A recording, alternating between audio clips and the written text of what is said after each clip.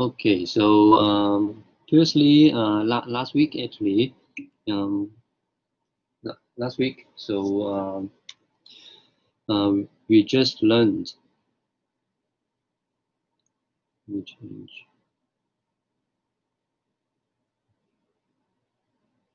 Yep. So we just learned this kind of switch mode power pole, right? So this is a physical switch, so it can be up or down.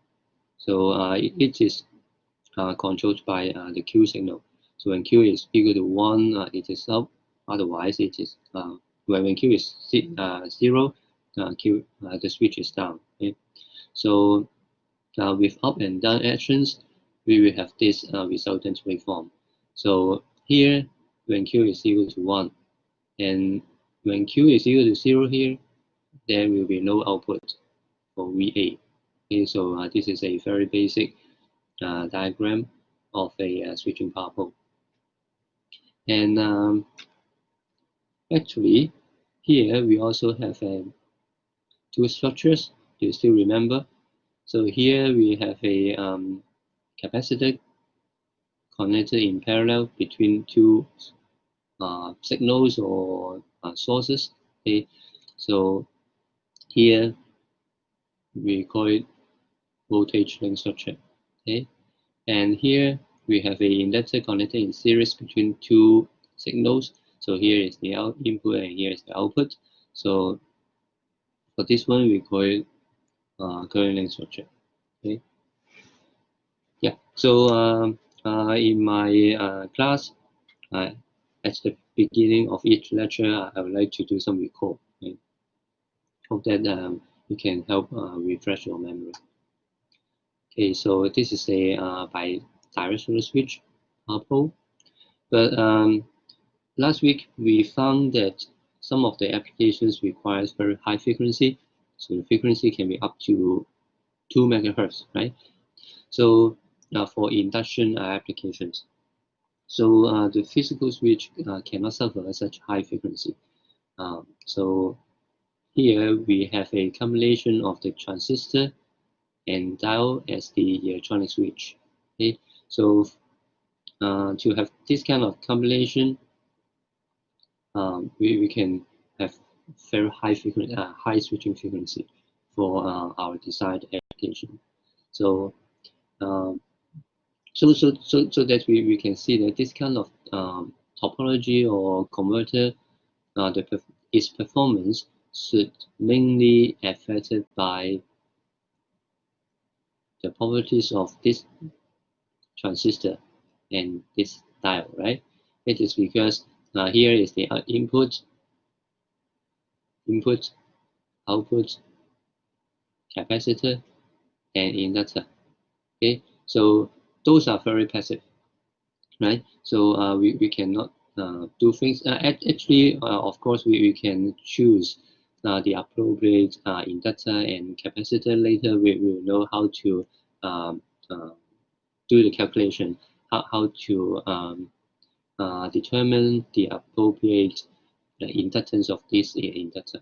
Okay, and this capacitor, obviously, the purpose is to smoothen the signal, the output signal. Okay, so the performance of this kind of converter, here, this converter, we call it a buck converter. So we will learn it more in detail in next topic. Okay, so this kind of converter, from the topology, we can see that its performance should mainly be affected by these two devices. So one of them is transistor and the other one is diode. So in topic 2, we'll look at them. Okay, so we will know there are many types of transistors and diodes. And at the end of this topic, we will know how to do the calculation on the power loss of those two devices or components. Okay, so this is the outline of the topic 2. Okay, so as I mentioned, at the end we'll do some calculations for power losses. And then before that, we'll recognize there are many types of transistors and diodes. And actually, I think you should have learned at least some of the contents in level 2 subject, electronics stuff. Okay, so no worry, this topic is also quite straightforward or even simple for you. Okay, so sit back and relax. Okay, so transistors and diode, I don't think you should find them strange, right? It is because maybe from the secondary school life, you have already learned those two terms or even their operations. And this topic, I think, mostly refresh your memory. Okay, and then we just here tried to apply those two components into a converter for our future use. Okay, and here transistors and diodes, I think for me, okay, when I first learned those two components, those are not power level. What's that mean? Those should be mainly used for microelectronics. Okay, when I first learned those two components. But here, it is because they will be used for the power electronics interface. Previously, last week, we found that, right? So many applications can be utility related. Okay, so the voltage rating and current rating should be high. Okay, so previously maybe millivolt, microampere, okay, for the microelectronics. But here we should count for kilo, okay, 10 to the power of 3, okay, kilovolt, kiloampere. And then the switching time can be have a range, but that should be very short. Okay, it is because actually you can think in our in class exercise we have the switching frequency, right? So it should be kilohertz. Okay, and then the switching time is the reciprocal of switching frequency. Okay, so if this is kilo, so it should be at least millisecond, right? Yeah, okay, so but then here should also be maybe 40, 100, or 200, or even go to megahertz. Okay, so if that's the case, so the switching time can be should be down to tens of nanoseconds to few microseconds. Okay, and then these two components can be connected in series or parallel in the topology. Okay, and here we try to look at the definition of some specifications when we describe the power diodes and transistors.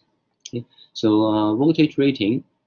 So voltage rating we just saw, right? This is the voltage rating. But what is the its definition? Okay, so I think it's not that hard to imagine, right? So it should be the maximum instantaneous voltage that the device can suffer, right? Okay, so this should be the keywords, right? But yeah, the tricky thing is here. So it has the condition.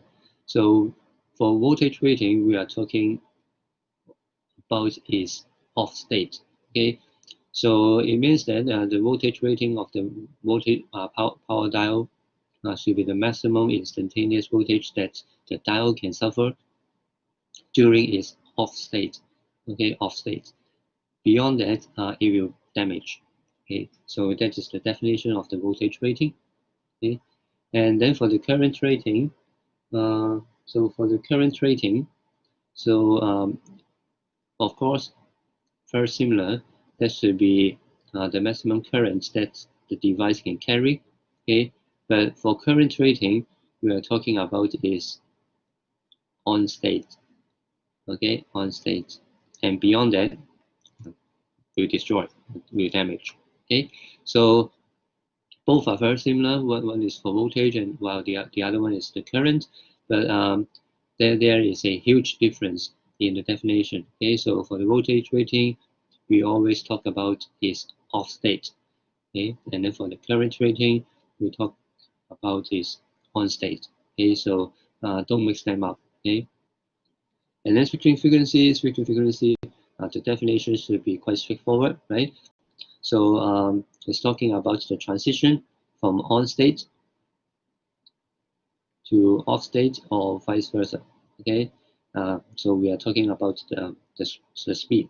Okay, so this is quite straightforward. And then on state voltage. So this voltage here we also have the voltage, right? 2 voltage. So this voltage, we have the definition for voltage drop. Okay, voltage drop. And then from the term, you should know that this parameter should be related to its on state. Okay? On state. But for this one, it is because for every component, right? So there should be a voltage drop when during its operation. So this is quite common, but the magnitude of the voltage drop depends on the characteristics of the components. For example, the configuration, the materials, and so on. Okay, so those are the definitions of 4 important parameters. Okay, so you have no question, right? Okay, and then this subtopic we are going to look at different types of transistors, power transistors, and here we call it controllable. It is because for the transistors, I don't know if you still remember, if we want to turn on the transistor, we need to do something, okay? So we need to inject some signal to turn on the transistor. But for diode, do we need to input some signal to turn it on? Okay, so diode, a simple diode is a passive.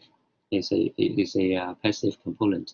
So sometimes we call it uncontrollable device or non-controllable device. Okay.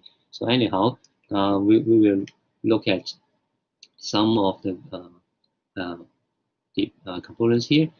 So here I actually I highlight 1, 2, 3 types of power transistors. So the first one is MOSFET, IGBT, and BJT. Okay. So the highlights means that we'll look at a bit detail in this topic. Okay.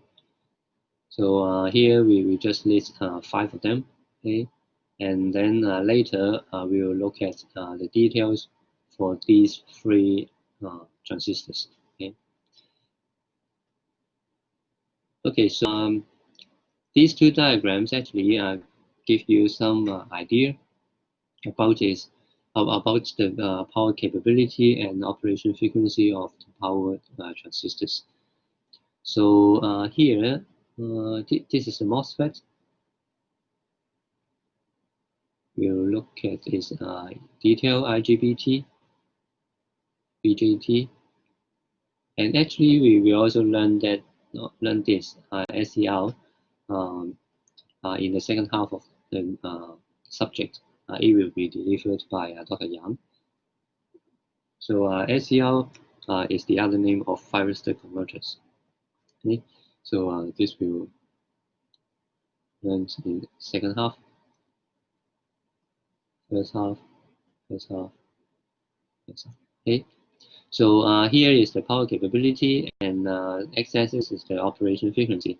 So we can see that from this picture, the operation frequency of the MOSFET is the highest. Okay, it's the highest.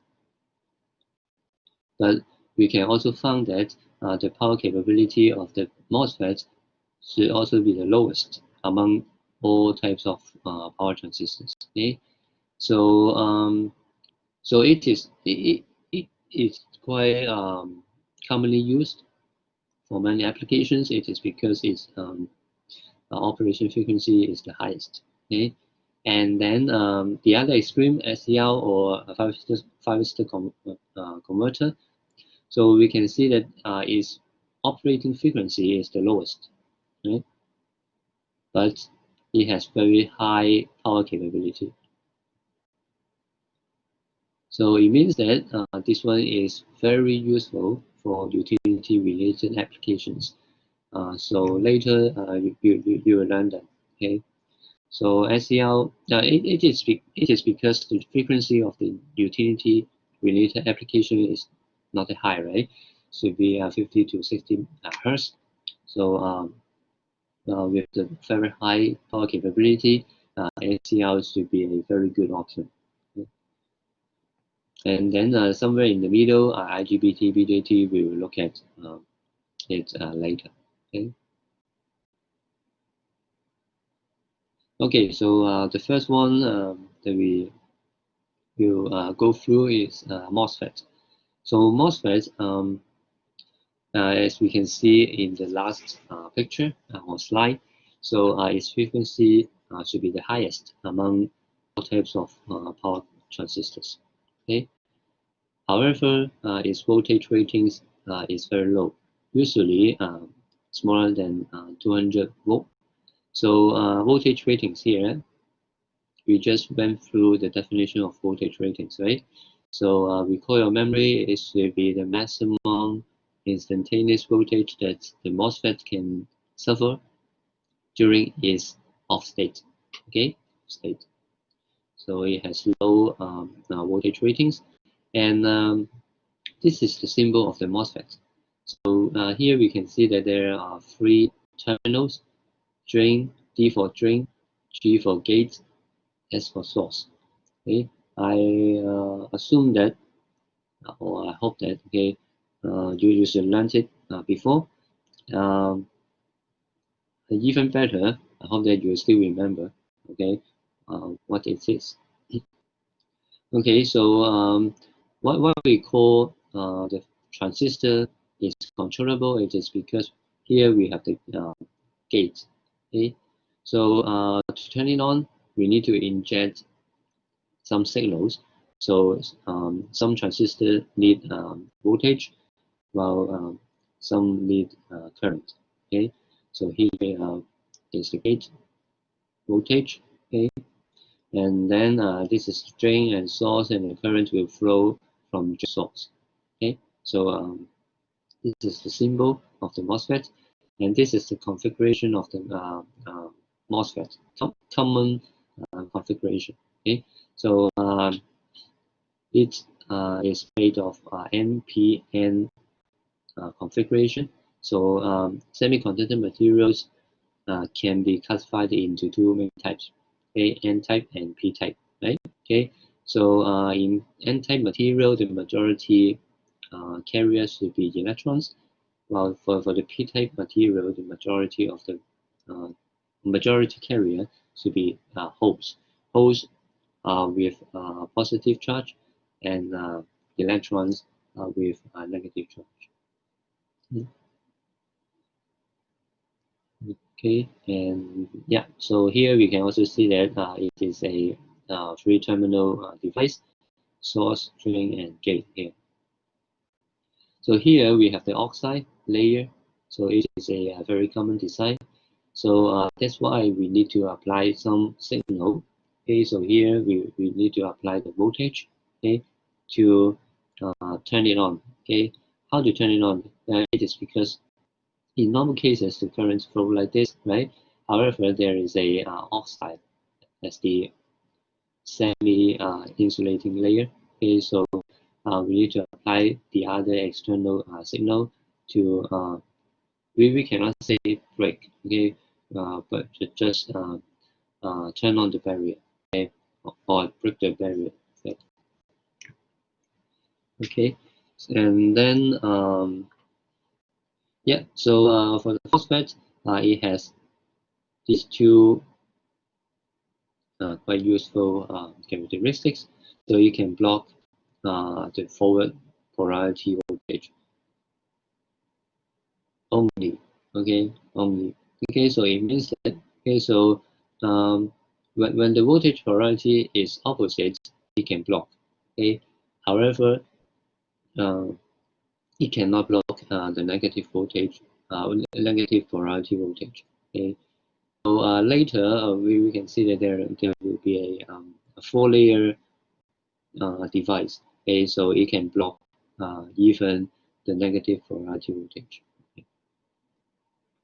Okay, and here the signal to turn it on, we call it gate voltage, okay, VGS, gate source VGS. So we need to inject this one to turn the transistor on. Okay, and then for the MOSFET, in general, we can divide into 3 regions for operation. Okay, so the first one is here. The other one is here. So the third one is here, or later we may have the other picture. Okay. So the first one, let me see. Okay, we're back to this one. Okay, so the first one, the critical point should be the threshold voltage of the transistor. Okay, so when the driving voltage is below the threshold voltage, the MOSFET is off. Okay, so when this is off, just like an open switch, okay, and beyond the threshold voltage, so there will be the drain current flow through the drain to source. Okay, once here, so if we want the transistors to carry a specific level of the drain current, we need to apply the corresponding gate source voltage. Okay, so that is the brief description of the MOSFET operation. Okay, so when it's on state, during its on state, so MOSFET is just like a small resistor. Okay, small resistor. Okay, and then its resistor actually is the inverse of the slope of the IV characteristics. Okay, so it is also quite common for semiconductor components. Okay, and then this resistor will go up with the junction temperature. So that's why for most semiconductor components, we need to install a proper heat sink, okay, to keep the temperature low. Okay. I think the slide should be okay. So here, so as I mentioned, we can classify into 3 regions for operation, right? So the first one is here, okay, and then the second one is here, and then the third one is here. Okay, so the first one we call it cut-off region. So when the gate source voltage is lower than the threshold voltage, so this one is just for your reference. So it can be changed according to the specifications of MOSFETs. Okay, and then so under this condition, the transistor is off. So there will be no drain current, And then the second region we called the constant resistance region. So we are talking about here. So here we can see that the ID, the drain current, is proportional to the VGS. Okay, this ID I think should be smaller than. It is because it can change, but during this region, it cannot be changed. It is a so the ratio here is a constant during the second region. Okay, and then the third one, constant current region. So as I mentioned, if we want the transistor to carry a specific level of the current, we need to apply the corresponding gate source voltage. Okay, so for example, if we want the transistor to carry this level of ID, so we need to apply 5 volt as the VDS. Okay, and VGS. Sorry. Okay, so yeah. That's only for your reference. So in summary, so the operation region of the MOSFET can be classified into 3. Okay, so cutoff region, constant resistance region, and constant current region. So here, for power electronics interface, we only use the first 2 regions. Okay, so it is because last week we know that, right? So the heart of the power electronics interface is switching. Okay, so so these 2 regions can be used for switching.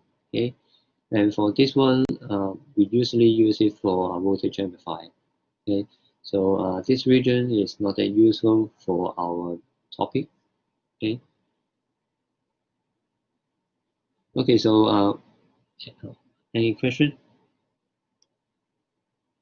No, right? Okay, okay, so for the MOSFET, its main advantages should be fast switching, right? So this should be the absolute advantage, okay, among all types of power transistors. Okay, and then its gate drive power requirement is also very low. Okay, we just need to apply a voltage, low voltage, to turn it on. Okay, and then it can work very well with the diodes. So that's why actually you may see the later examples. Mostly we use emulation of the MOSFET with the diode as the switching power pole. Okay, and then no second breakdown. Later we will look at this term. Okay, what is the second breakdown? Okay? Disadvantages, of course, this one, right? Okay, it is because if you can still remember one of the pictures, so MOSFET is one of the extremes, but to the right. Okay, to the right. So it means that its operation frequency is very high. And, this should be the right bottom, right? So its operation frequency is very high, but its power capability is also should be the lowest, okay, among all types of power transistors. Okay, and then the other advantage of MOSFET is relatively high conduction loss. Okay, and then we have the BJTs. We have the BJTs. So BJTs actually is also very similar to MOSFET. I mean the configuration. So here we can also see that this is an NPN configuration, right? NPN, right? Configuration, and then it also has 3 terminals. Okay, but the symbol, of course, is different. So here we have the base, B for base, C for collector, and E for emitter. Okay, so similarly, we also need to apply a signal to turn it on. But for BJTs, we need to apply current. Okay, apply the base current to turn it on. And for MOSFET, to call your memory, we need to apply the gate voltage to turn it on. Okay, so although the structure is very similar, its operation is quite different. One needs the voltage to turn it on, while the other one needs the current. Okay. Okay. Yeah. So for BJT here, we just want to introduce you briefly. So actually, this is a quite common usage of BJT. So here we call it Darlington form of the transistor. So for this one, we can see that it combines 2 BJTs together for use. Okay, so the advantages is that it can be quite compact. Okay, uh, with high current gain. Okay. So for BJTs, the working regions are also quite similar to those of MOSFETs. Also, three working regions.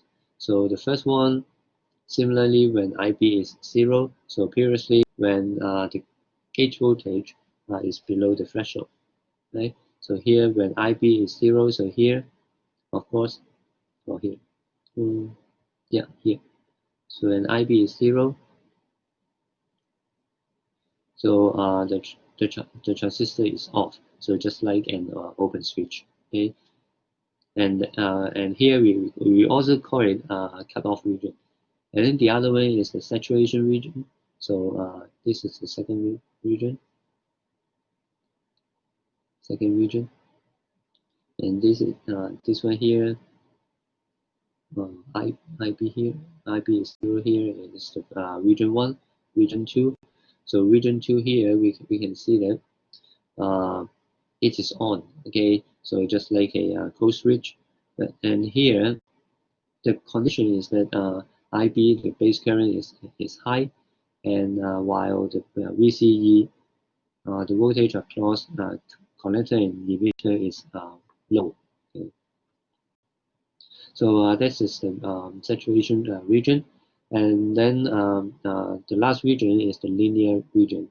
So this is here. So here we can see that both IC, the connector current, and VCE here are also very high. Okay, so for this one, we don't use for power electronics interface or applications. Okay, this is because the power loss is relatively high. Both currents and voltage are high. Okay, so similarly, we only use the first two regions for power electronics applications. Okay. So actually, here is very similar to what we just saw for MOSFETs. But BJT has a major disadvantage, so that is the second breakdown. Okay, so what is second breakdown? MOSFET has no second breakdown, right? But BJT has.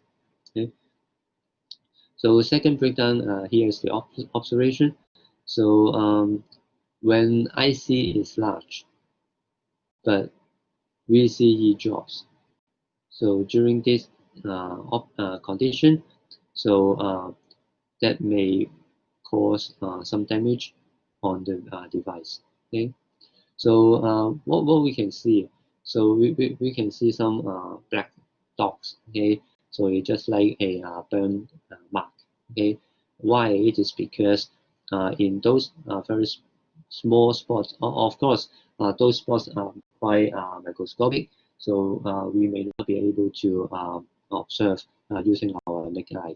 Okay, so we may need to use the microscope to observe those black spots. Okay, so here is the reason. So during this condition, the current sometimes concentrates in a small spot of the base emitter junction. Okay, so when the current concentrates in a very small area, so it means that the local temperature may grow very quickly. Okay, so when the temperature level is beyond uh, uh, the limit, okay, and then there will be short between the connector and emitter. This is because here now we are talking about the junction, right? Okay. Okay. So when there is short, so it means that the transistors will be malfunction. Okay. So that's just the second breakdown, and this here is the solution. Okay. So it is because BJT has this kind of second breakdown. So we need to consider the materials used for the fabrication of the BJTs. So we tend to use the materials with the negative temperature coefficient resistivity. So what materials, what semiconductor materials will have this kind of characteristics? So actually, it has some options. For example, carbon, silicon, germanium. Okay? So with this kind of characteristics, what happened? So when the temperature increases, opposites, okay, so the resistivity will drop. Okay, so for BJT we need to use these materials, okay, to avoid the second breakdown. Okay, but for MOSFET it has no such problem. Okay, okay, so yeah, in the face-to-face lecture, I would like to ask the following question, but here it's online, so I will just yeah. Just want to inspire you. Okay, so here is the second breakdown. Okay, right. So second, so we should have first, right? So what is the first breakdown? Okay, so second breakdown here we can see that it's related to the thermal effects, right? Temperature, thermal effects. So the first breakdown actually we can see here. Here we have the word, right?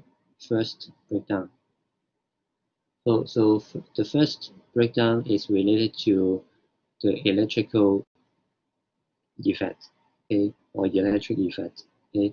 So it is related to the electric field. Okay? So this is the first breakdown, and the second breakdown is related to the thermal effect. Okay. Okay. So pros and cons. So BJT, of course, have the advantages on the power capability, especially when compared to the MOSFET, right?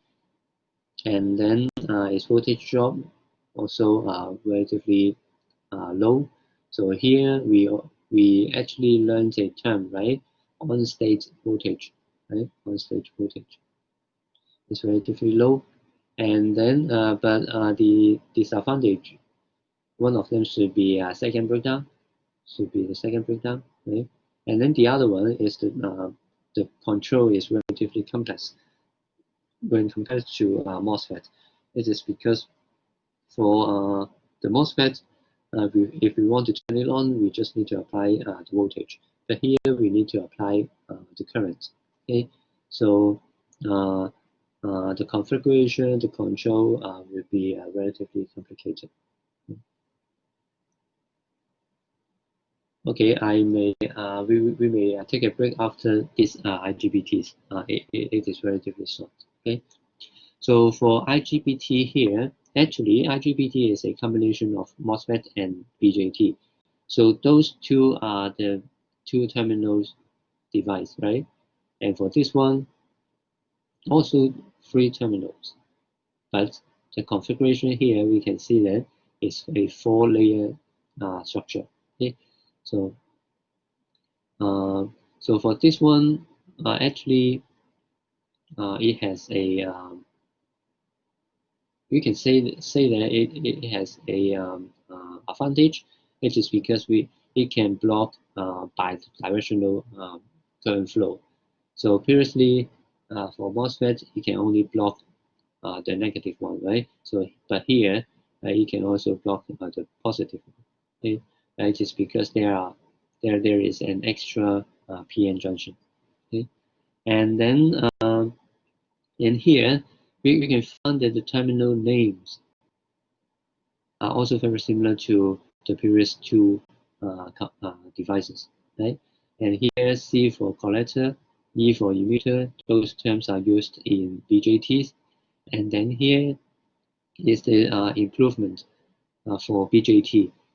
It is because for BJT, here is the B for base. We need to inject the base currents to turn on the BJTs. But here we have the G, okay? So G is used in the MOSFET. We just need to apply the gate voltage to turn it on. So once again, the control is relatively simple here. Okay, so actually for the IV characteristics, we can also find that it is very similar to the previous two. Okay, so and even the characteristics for impedance is also very similar to the MOSFETs. Okay? And the advantages, of course, combine the merits of both MOSFET and BJT, right? So for example, this one should be come from MOSFET, right? And then low second breakdown is also come from MOSFET. And then for this one, relatively high power capability should be come from BJT, right? And then this disadvantage, it depends actually. It depends on what you want to compare. Okay, so the switching speed should not be high when compared to MOSFET, but you can say that it's really high. Okay, when you compare it to SCR. Okay, so it depends. Okay. Okay, so I may stop here for a break. Okay, so we will take 6 minutes break. Okay. Okay. Yeah. So see you later.